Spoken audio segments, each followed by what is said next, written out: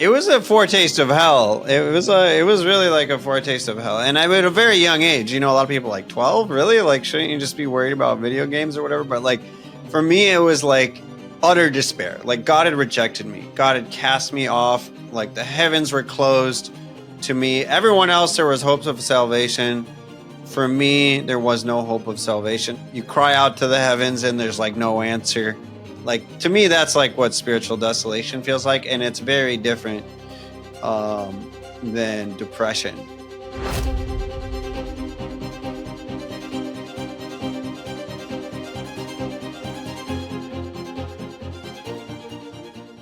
Hey, everyone. Thanks for joining us here on another episode of The Catholic Gentleman. Thank you so very much for giving us your time. We're really blessed to bring this topic to you today. As the time of this recording, we're about to celebrate Hallowtide. We're about to have Halloween upon us tomorrow. Devin, you got your costume ready? I am. I'm ready. Grim Reaper all the way. Grim Reaper. Sam, what is your costume looking like this year? I'm going as Yoda. No, I'm just kidding. That'd be me. I'm that tall. Yeah. I'm not tall either, Devin. Like, I think we might. But yeah, no.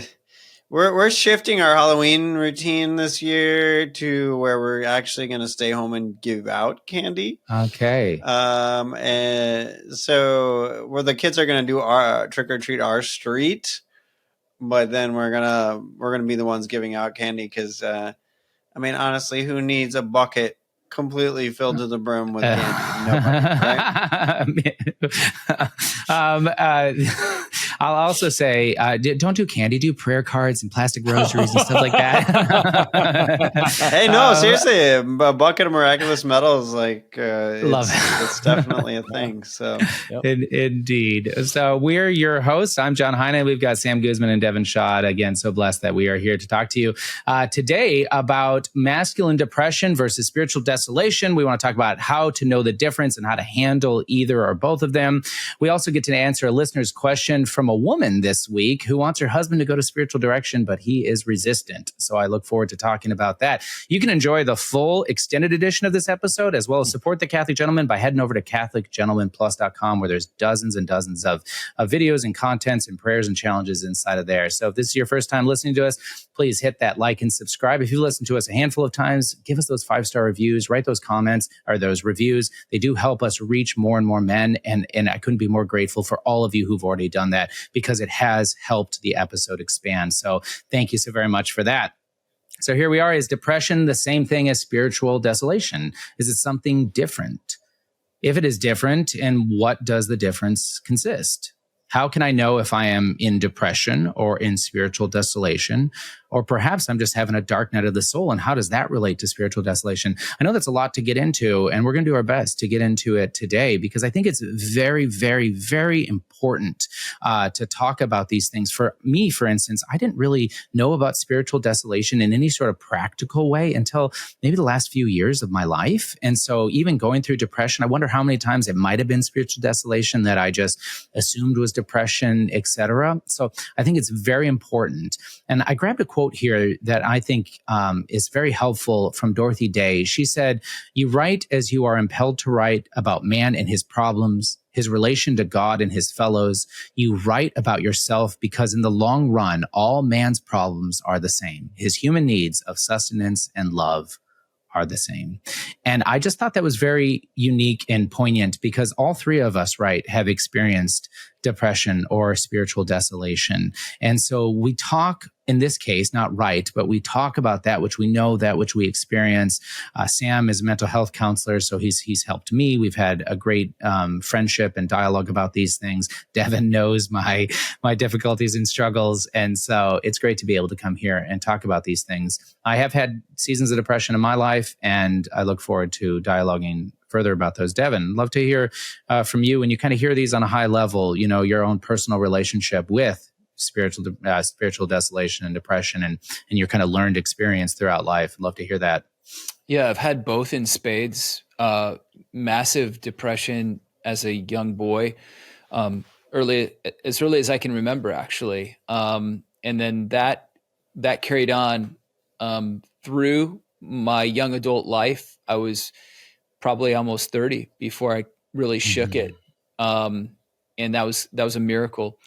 And then spiritual desolation, definitely. But the two I can say are not completely different. They have some overlapping in the way they might feel. However, one has a characteristic of hope, an underlying hope, even though it seems incredibly blind and dark and confusing. That'd be spiritual desolation. Whereas depression just felt so hopeless and suicidal, and I Mhm. just no motivation, wanted to give up and surrender, you know? Yeah, absolutely. Sam, love to hear your thoughts on personal experiences and learned. I mean, spiritual desolation, you weren't Catholic. And so wonder if you had something similar to me where this all just kind of came on when you were getting older and learning about these things. Yeah, well, I mean, would say especially when I was younger, similar to Devin, there were um, lots of moments of just negative mood, where you just don't want to do anything, and just a sense of like a weighted blanket like holding you down, where it's like you just don't want to do anything. Even if things that Yeah. are like really important to you in other moments, like suddenly and like just their importance vanishes, the pleasure they give you vanishes, and you just, for me, it's different for everyone. Some people can't sleep, but for me, I just wanted to sleep like all Mhm. day long. Like Mhm. that's what depression felt like for me. Was like I just want to take a nap. I just want to like forget this existence for a little while. Obviously, that impulse can get more severe to the point where it's like, I just don't want to exist anymore. Mhm. I don't think I ever got quite to the point of being suicidal, but it was just like, this heaviness that you couldn't shake. Now, spiritual desolation does feel very different, at least to me. Mhm. Agreed. I went through a period of intense scrupulosity from about 12 to 13. And without getting into all the reasons for that, there were reasons for it. But I was convinced I had committed the unpardonable sin. It was a foretaste of hell. It was really like a foretaste of hell. And I at a very young age, a lot of people like 12, really? Like, shouldn't you just be worried about video games or whatever? But like, for me, it was like, utter despair. Like God had rejected me. God had cast me off. Like the heavens were closed to me. Everyone else, there was hopes of salvation. For me, there was no hope of salvation. And I went through a period where there was like a lot of like horrible, blasphemous thoughts going through my head and things like that, where it felt um, like they were coming from me, or at least I was distressed as if they were coming from me. I don't think they were, but it was just this period of intense despair combined with like feeling rejected by God. And like to me that was like the Mhm. most intense period I've ever went through for those like 2-3 years. And then as an adult there was a kind of a recurrence of that for a period where it felt like all support had just dropped away. Everything that felt so certain, like the day before, suddenly felt completely shaken, unstable. You cry out to the heavens, and there's like no answer. Like to me, that's like what spiritual Yeah. desolation feels like, and it's very different um, than depression. Yeah, agreed. No, I appreciate both of those stories. Anxiety is what I struggled with the most. I did have bouts of depression, but they were always based off of my identity being found in the things of this world. So, like, I would have moments of deep depression for like 3 or 4 days when I like failed, and everybody knew I failed. You know what I mean? Because my identity was based off of people's opinions of me. But anxiety was something that's been with me forever until I got older and started getting married. Then depression started setting in, and it's been I've experienced depression on and off, kind of almost seasonally sometimes, as well as and it's not desolation. That being said, because I didn't know desolation, as I admit here, I'd always, like, anytime I'd have negative thoughts, I've always, for many more years than I can think, just said, precious blood of Jesus wash over me. And I'd learned to bind spirits and stuff. But I never really understood the inner workings of spiritual desolation until relatively recently, and been able to practice how to combat that. So like I mentioned earlier, I'm not quite sure. how many times I just chucked it up as depression when it was maybe something more. There was other things that could be done. It just kind of blanketed it all or looped it all together, which is why I think this topic is so important for, I bet, a number of our listeners here have not really thought about spiritual desolation. They maybe don't know St. Ignatius. They don't know, the teachings on these things, the divide between desolation and the dark night of the soul, or any of these sort of things. So I think it's very, very poignant and important, especially in our society today, right, Sam, where we have so many depressed and anxious individuals, so much mental health crisis that we find ourselves in. And you and I have been very honest, and we've talked about this before, where on one side, you have those who are just over spiritualizing it. Oh, they're not praying enough. Oh, they need to do more rosaries, go to more adoration. And if they do that and it still doesn't work, it's like, oh, well, their faith is too weak. They need to grow in their faith. I mean, and that. But then on the other side, we have let's say the secular world who, is seeking almost a savior within mental health and mental healing. And I know you have a really good balance in that. And I have family members kind of on both sides. And so I've been able to, experience all that. But I'd love to start with talking about depression here, Sam, and hearing you, a licensed mental health counselor and a Catholic gentleman, lay some groundworks for depression.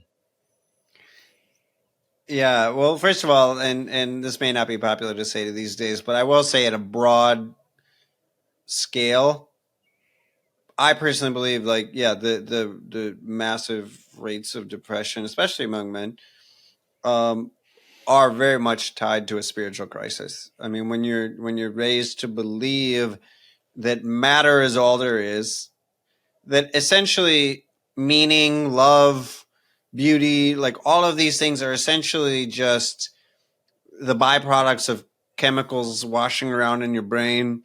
They really have no reality. That's depressing. Yeah. When you have no purpose, no meaning, no direction for your life, it's all just mental games that you play with yourself. That does create a huge degree of depression. But that aside, just real quick, all mental health diagnoses are human tendencies taken to an extreme. So, for example, anxiety. Everybody has anxiety. If you didn't have anxiety, you would probably die because you would walk out into traffic or ignore some massive danger in your life. And anxiety is a healthy, normal human emotion. It's when it takes on an extreme role in your life that it becomes a disorder, right? What are we talking about when we're talking about a disorder? It's mainly, there's nuances, of course, but the main two things you're looking for is, one, it's having a significantly negative impact on your life. Like if you can't leave the house because you're having panic attacks all the time, okay, that's a problem. Like you got to go to work, you have things to do. Likewise, how long does it last? Because if it's just a minor episode and then it goes away and doesn't happen again for years, okay, well, that's not something that you usually worry about, right? But is it showing up for an extended period of time in addition to this negative impact that it's having on your life? So for something like depression, the DSM-5 or the Diagnostic and Statistical Manual of Mental Health Disorders, which is what therapists use to diagnose people, just read a few criteria here that kind of define what therapists are looking for when they're assessing someone for depression.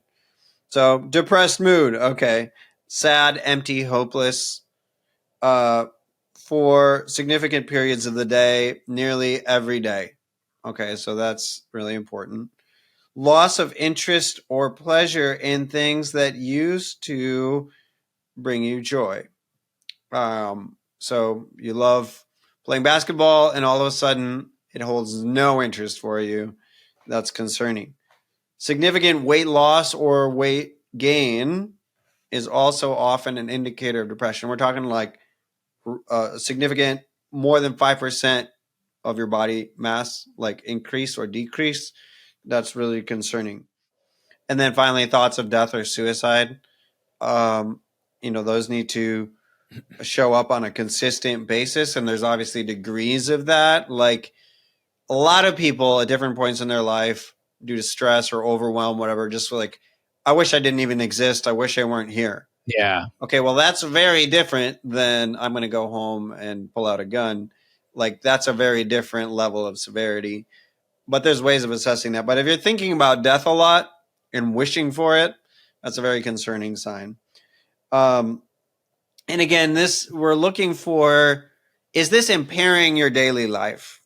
Like, is it hard for you to go in social situations? Is it hard for you to get out of bed in the morning in order to go to work? Like, is this disrupting your relationship with your spouse or your kids? Like, those are all big red flags. Everybody has bad days now and then. That's not what we're talking about. No, very good. I really appreciate all that. And I do think there are some, just hearing you talk, there's definitely some overlaps with spiritual desolation. I know that they come from different areas, but there's definitely,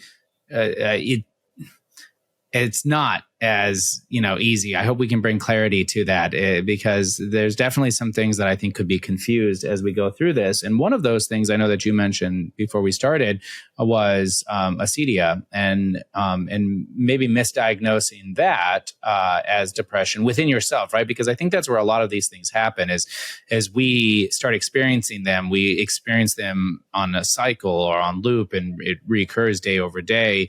And we start assessing ourselves, or we start looking for a way out. So, that can turn to addictions, or it can turn to, like you were saying, even more extreme, suicide. And so I love, Devin, what are your quick thoughts on acedia? I'd love to hear your thoughts on the general sloth. Yeah. So, well, I do think that acedia can be born out of depression for sure. So it can definitely be a consequence of it. It's not always the fact. Acedia can just be on its own. Just because you've been conditioned that way, or you're seeking a life of pleasure on purpose and that kind of thing. But I do think that when we are depressed clinically, or I don't know if that's a proper terminology if we want to say it that way, there's a deep internal ache. There's an overall canopy or blanket of melancholy, and it is in relationship to the self.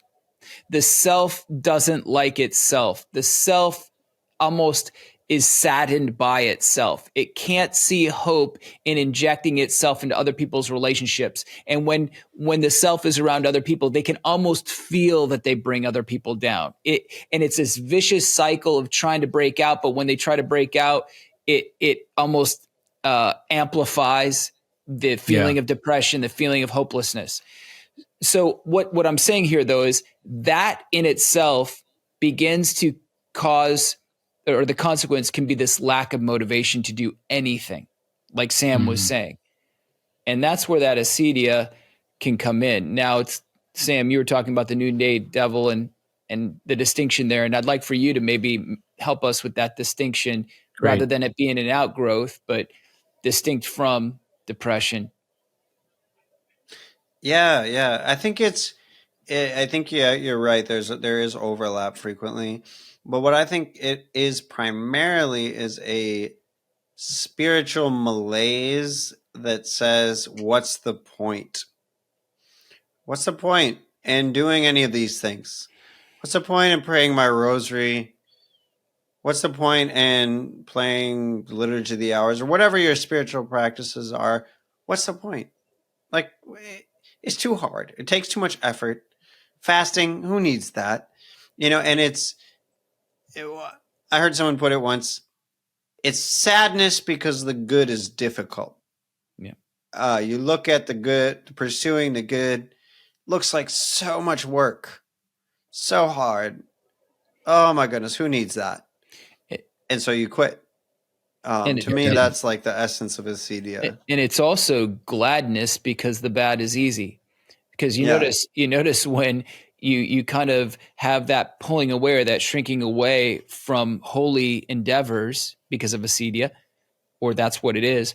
There's also this kind of relationship where we tend to dive into just idle pleasures or maybe even worldly endeavors more. And it's very interesting, that dynamic, So on one hand, so you might be lazy spiritually, but boy, you kind of have this fervor to do some things that maybe aren't so spiritual. Exactly. Yeah. The when there was first the term Acedia first came up, it was a term that monks living in the desert would use to describe someone who was living, like maybe they were like living in a cave or something in the Sinai desert or something, and they just kind of wander around their cave.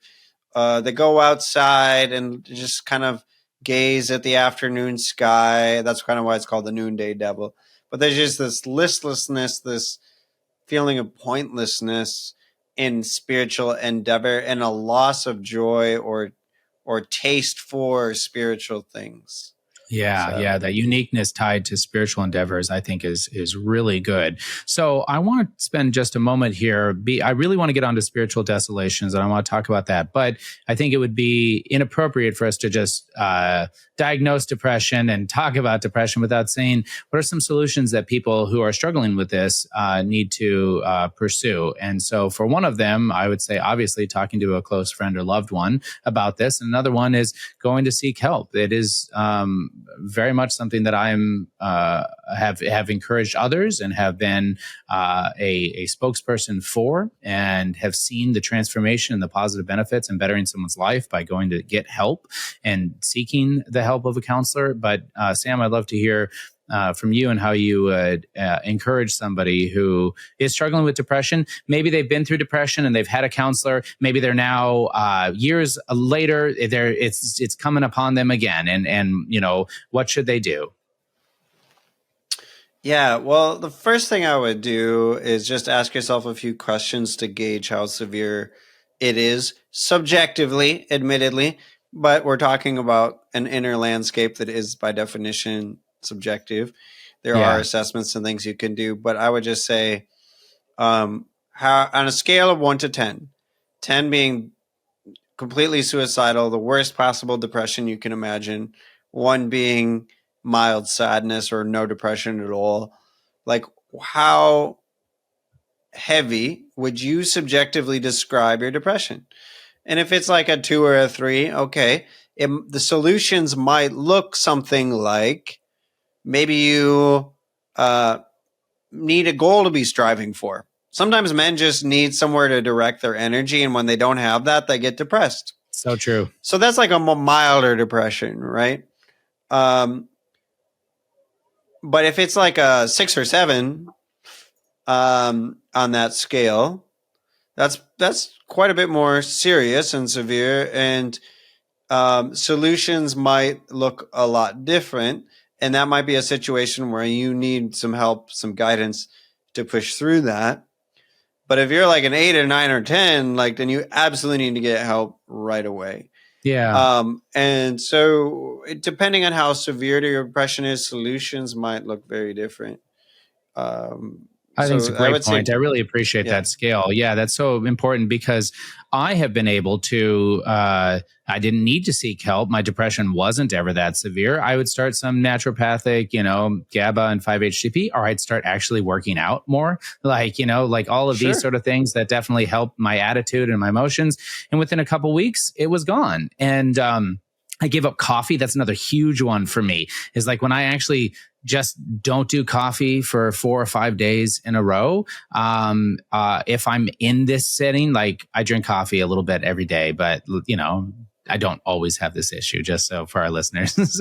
But when I do, and this issue's coming on, that's another thing that I can pull back, and that's going to be that lower scale, not as severe as you were mentioning. I think that's such a really good place to put in the minds of each of us.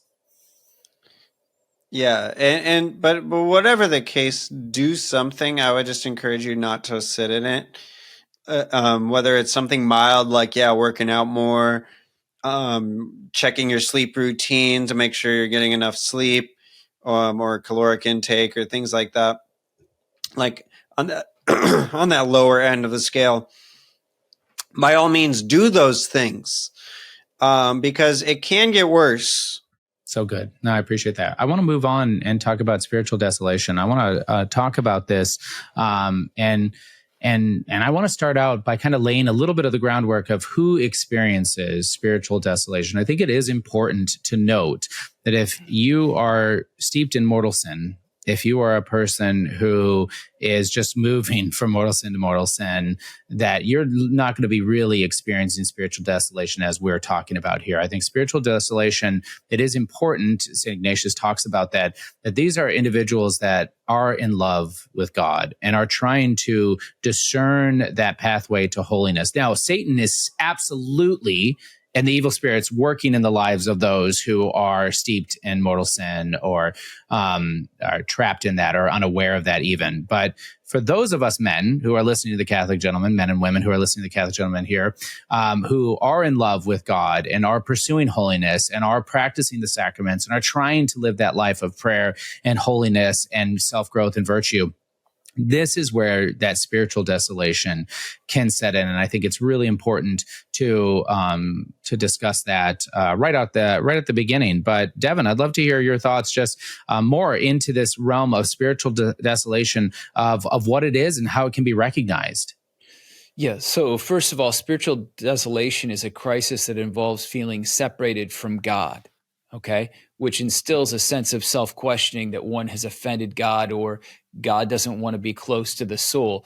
But it does have a distinct feeling that it's not all about the internal ache of melancholy, of almost like self-loathing. You know, it's more like something's happening and I'm unsure and it feels like God could be upset with me, but I don't know what I've done wrong, kind of thing. And I think you bring up a great point here, because St. Ignatius of Loyola, in his Rules of Discernment, he discusses that if the soul is basically in mortal sin or lacking grace, not in a state of grace, then the demons and the evil spirits, if you will, what they will do is they will basically convince the soul of pleasure and good feelings and consolation.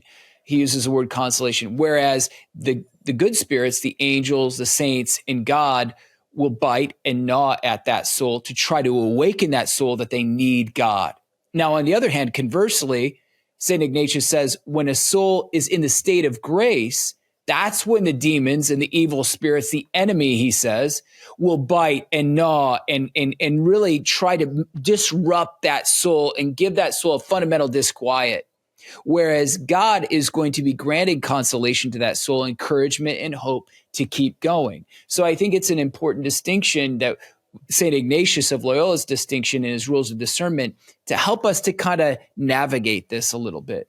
So good. And St. Ignatius, talking about, going back to that Dorothy Day quote that I read, where we, all man's, how did I read it right here? But, all man's problems are the same.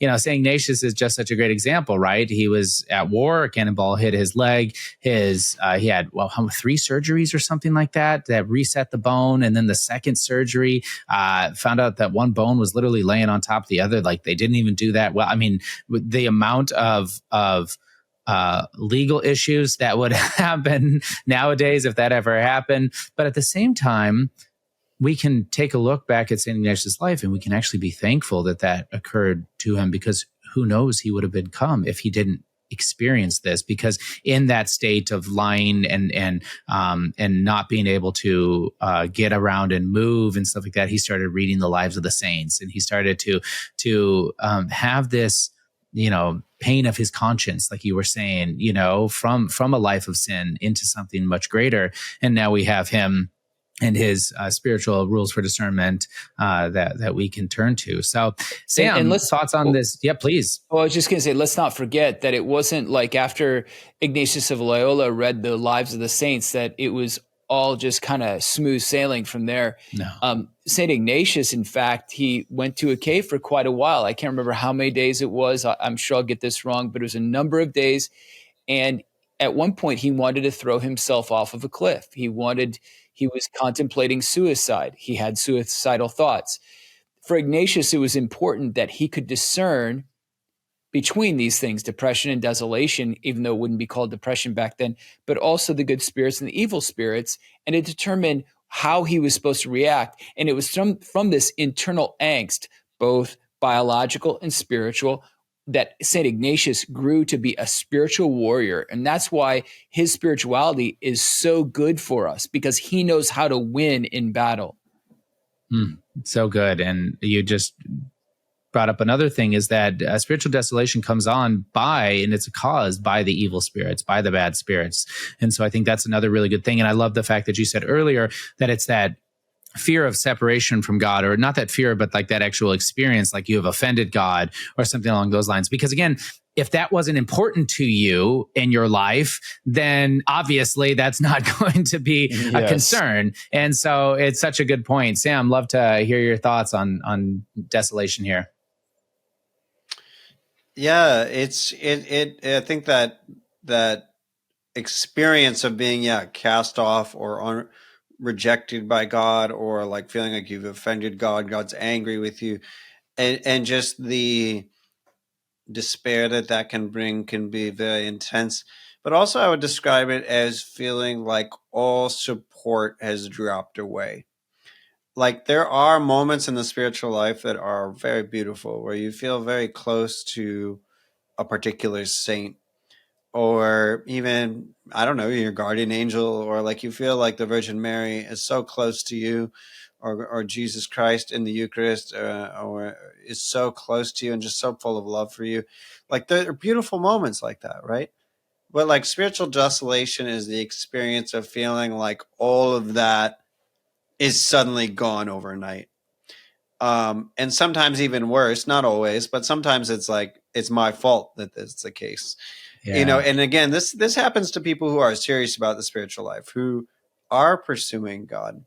And all of a sudden, those supports just fall away, and you just feel like you're hanging in empty space with like nothing to grasp onto, nothing to hold on to.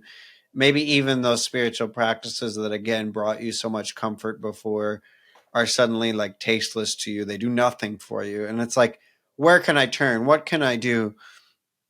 What can I hold on to, God? Like, where are you? Hello? Like, it's just like silence, emptiness, and like, where is God in these moments? Like, that's what it feels like.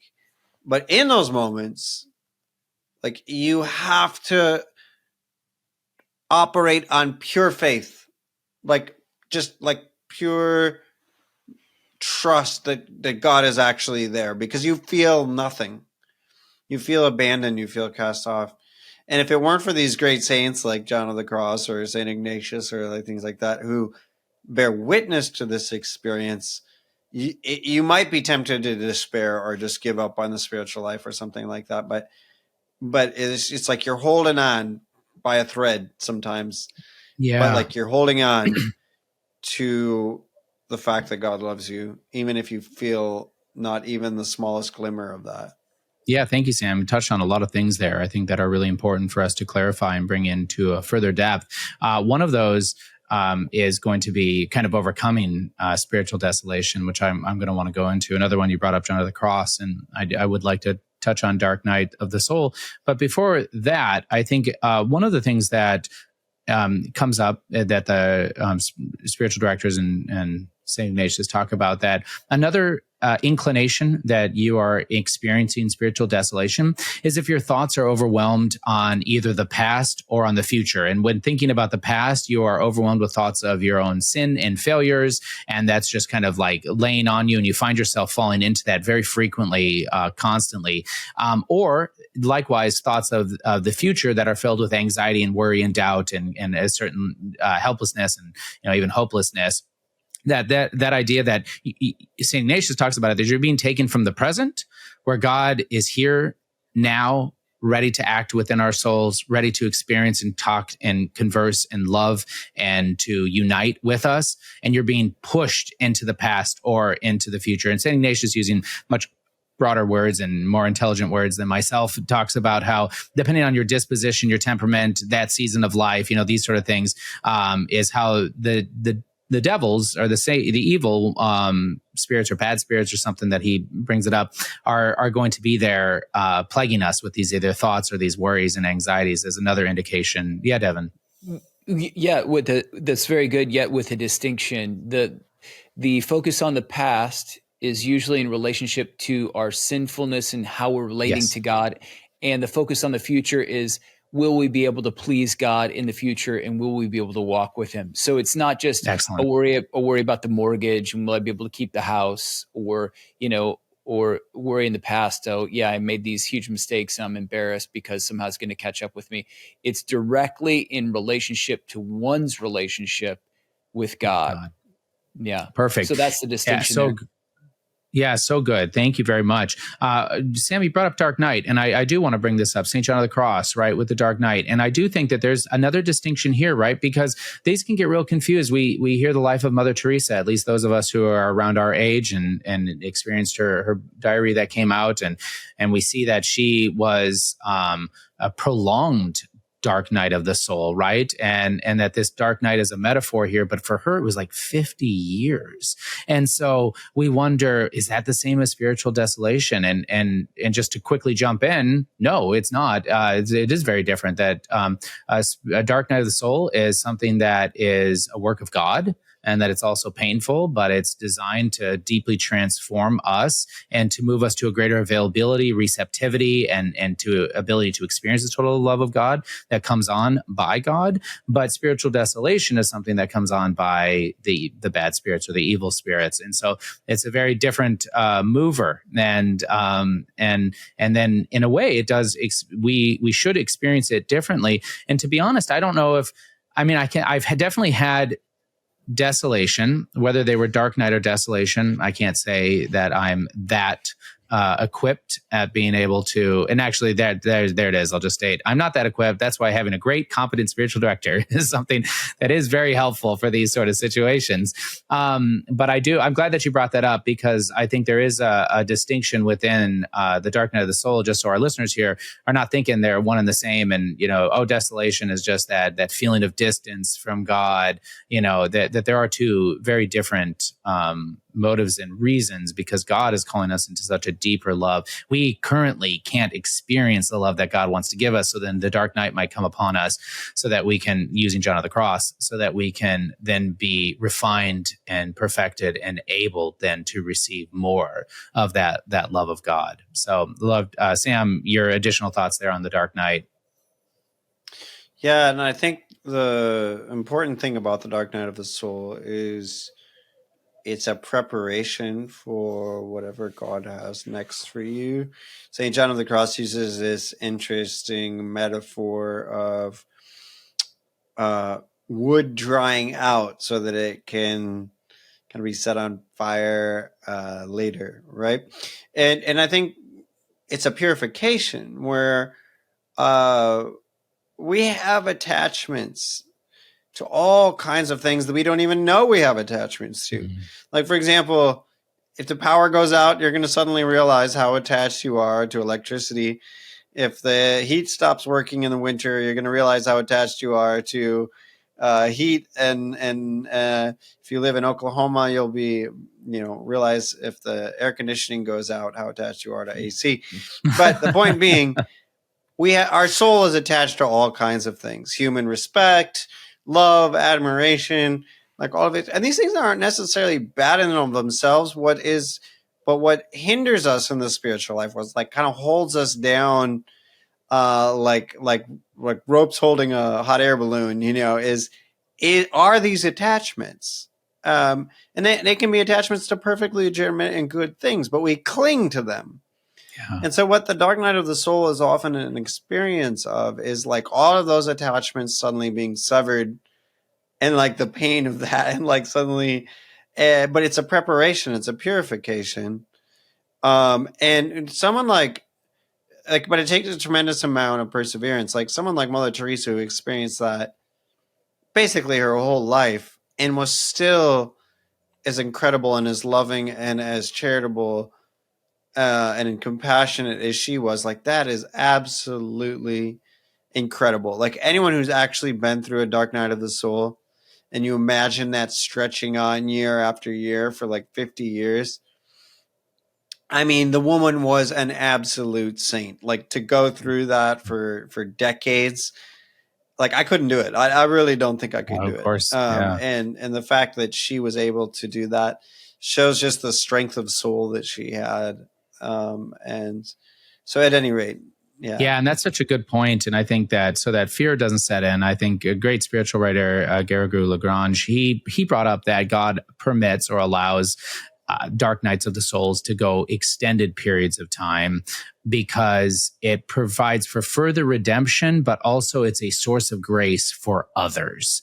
That can actually be a source of grace for others. And I mean, I don't think we have any other stories of saints that experienced it for 50 years, within in the church that we're knowledgeable of. And so and you said it, like, her passions, her joy, like her love, like the fact that no one really knew that she was having this dark night. I mean, what a testament you said something, but her strong-willed soul that she was is just so powerful. Devin, dark night. Well, I think it's important to understand why God. So there's a tendency in human beings to become confused with identifying God's love for them as what he gives to us in creatures. And I use creatures in the sense that St. John the Cross uses it. Creatures are anything that's created, not just human beings. It could be a desk. It could be a chocolate pie. It could be whatever. Sex. Those are creatures, okay? But the human heart is fooled very easily into loving the creatures above the creator, or loving the creator for the creatures that he gives, to love the gifts above the giver, or to love the giver for the gifts themselves.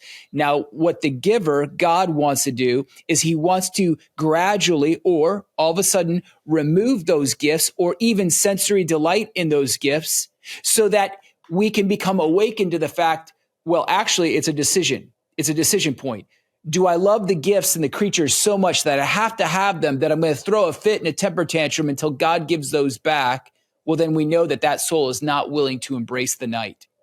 Or God does that, and then the soul has a choice to say, okay, God, I know you love me. I trust that you're there, even though I cannot feel you. I feel so empty and alone, and yet I will venture out into the night. And we see this in the Song of Songs. The Song of Songs is an amazing commentary on the spiritual ascent, the ascent of the beloved. That's us, the soul. Because at first, she's awakened to love and she's thrilled and she says, let us run together. She thinks at this point of her conversion, she's ready to go.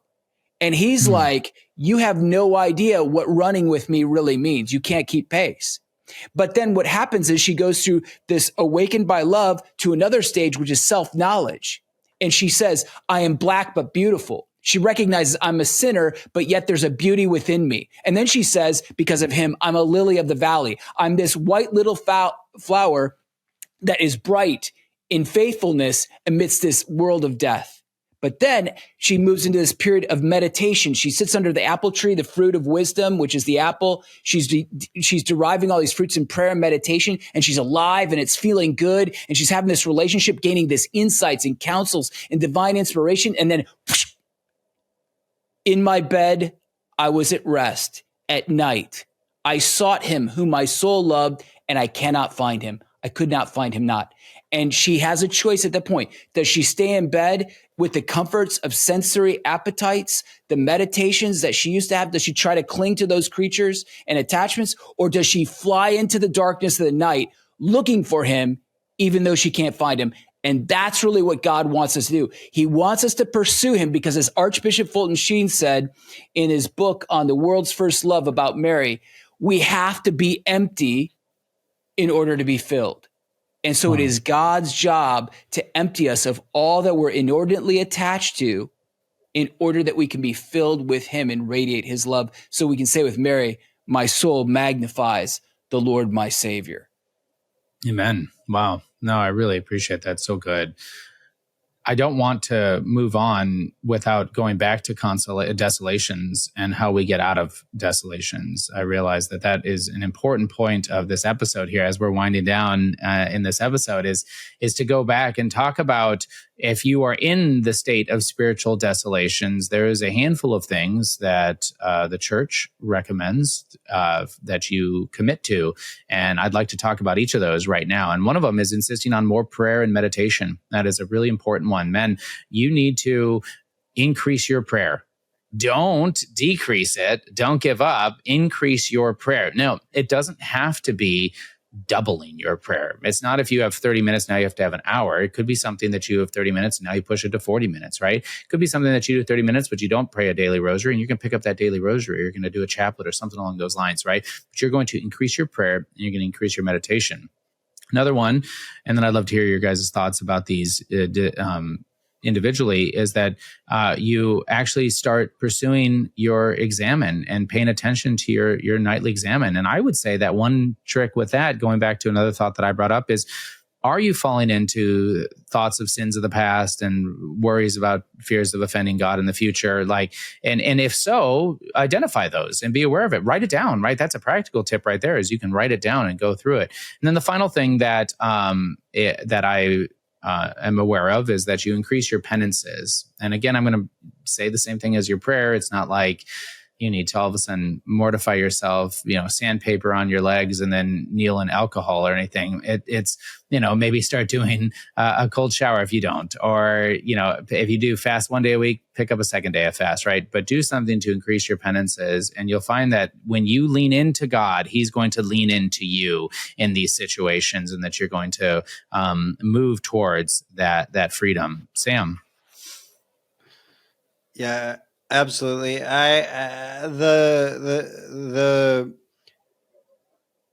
thing I would recommend is the asceticism of patience. Oh my goodness. Being patient is so hard. And when you're in the middle of a dark night, there's that desperation almost for it to end, for that numbness, that emptiness, that coldness to end, and to feel something again in relationship to God or your spiritual life, can be really intense.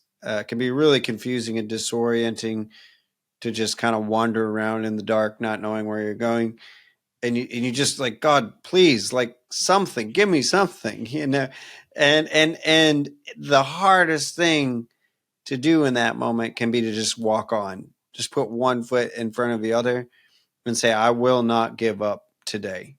I can't worry about tomorrow, but just for today, I'm going to hold on. I'm going to hold on to that kind of invisible thread that of faith and and trust and perseverance and patience, and I'm just going to put one foot in front of the other, and I'm going to entrust myself to God, even though I can't see him, I can't feel him, I don't know where he is, I don't know what he's doing, but I'm going to walk on. And just doing that day after day until God sees fit to bring back those moments of comfort and consolation. Not that's the be all end all, right? But we do need that sometimes, to maintain peace. We do long for that, and so just one foot in front of the other, walk on. That is a deep and profound asceticism. Excellent. Devin. Well, yeah, the things that you mentioned, John, those are from St. Ignatius's rule about Thank you. increasing, your examines, where you examine yourself and see if your spiritual life is changing. Like if you are decreasing, if you've done something wrong, you take analysis without being scrupulous, that you increase those prayers and those penances and those acts of service. That's all St. Ignatius. He tells us that's how we will get out of the desolation. However, I think he also warns us, though, because there's a danger. We think, okay, to get out of this pain that I'm feeling, I need to do something big. So I take on this huge act of penance, and then I fail, or I increase my prayer too much, and then I fail. And then now I'm doubly beating myself up and feeling even more terrible because I'm failing the Lord at that level. So he talks about doing it, like you say, Sam, in micro steps in order to kind of kindle that fire. But I just want to say that the reason, or one of the reasons why the Lord leads us into the darkness, is because think about when the lights go off suddenly in the house and you're in pitch black darkness. What do you have to do? You have to slow way down. You cannot be running or walking at a brisk pace because you're going to stub a toe. You're going to run into a wall like I did one time, slammed right in the door, and I literally saw stars. You're going to have to slow way down. And the other thing, too, is it takes time for your eyesight to acclimate, and it does. You learn to see in the dark. You learn to listen differently. You become more attuned to the sounds and the objects around you, and you feel it anew. That's what God is trying to do with us. He's trying to help us to use, in a sense, different spiritual senses to perceive him more, so that when greater sufferings come, such as persecution or hatred, or even by those in the church, we are ready because we know he's there, and we've been able to operate at this deeper spiritual sensory level. So good. Yeah, I really appreciate that. I think this is great. So hopefully our listeners, you've got a lot out of this episode. We're here at a time where we're going to be putting on the new man. So putting on the new man every week is our challenge. Be sure to head over to Catholic Gentleman Plus, where today we're going to be answering a question from a wife, a female listener who wants to get her husband to spiritual direction. We're going to talk about that. But for the putting on the new man challenge, here we are in the month of November, right? The month devoted to the poor souls in purgatory. And so the challenge is every single day this month. You should be doing it every single day, but every single day this month, let's start. I want you to pray for the souls in purgatory. There can be a plenary indulgence granted on November 1st through November 8th, but then partial indulgences, and every day we should be praying for it. Inside of Catholic Gentleman Plus, as men, we are praying the St. Gertrude prayer. We're praying that every single day. This is in private revelation. St. Gertrude was granted this prayer, stated that every time it's prayed faithfully, 1,000 souls can be released from purgatory. Her chaplet then could release 50,000 souls. And so it's just such a great, powerful prayer in the tradition and mind of the church. I'll put that in the show notes. You can look at that, but grab that prayer and let's start praying it together every single day this month of November. So thank you, men, so very much for this conversation on depression, on desolation, on dark night, 3Ds, that was not intentional. But it's always a blessed time talking to you. So as we end each of our episodes, be a man, be a saint.